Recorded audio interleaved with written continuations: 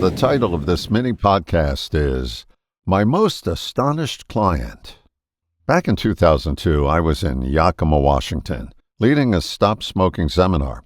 Everything was going smoothly until I noticed a young woman in the front row. She had an involuntary movement in her arm.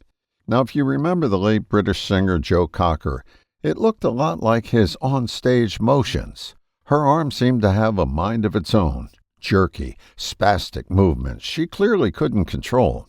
Now, remember, I had 120 people in that room who came to quit smoking. That was my job. But I couldn't get my mind off her. I had this hunch I might be able to help. The question was, how? So I did something on the fly. I told the group a little story I made up right on the spot. I said, "This morning I went down to the hotel restaurant for breakfast around 7:30. All the tables were full, so I sat at the counter.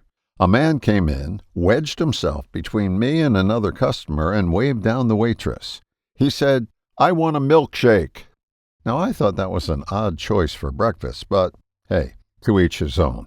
So the waitress tossed some ice cream, milk, and chocolate syrup into a stainless steel tumbler, stuck it on the mixer, and let it go. Well, the machine shook so hard that the milkshake started splashing over the sides. The guy who ordered it looked right at the mixer and shouted, 'Stop shaking now!' And guess what? The machine instantly stopped shaking. Too bad he didn't say, 'Stop smoking now.'" The audience laughed, and we went on with the seminar. But something remarkable happened. The woman's arm stopped shaking completely. Now here's the thing. That was my secret intent, but I didn't call her out or direct it at her. I just let the story do the work. There's actually a technique behind this. It comes from NLP and hypnosis. It's called talking in quotes. You tell an unrelated story, but you slip in the suggestion you want, as I did, with "Stop shaking now." After the seminar, she walked up to me beaming. She said, "I don't know what you did, but my arm stopped shaking. That hasn't happened in 15 years. I downplayed it and said something like, "Maybe your arm just got tired of doing that." But inside, I was having a party, because up until that night, I only knew the theory. But that night, it became real. And I've used that same technique successfully many times since. Now here's why I'm telling you this.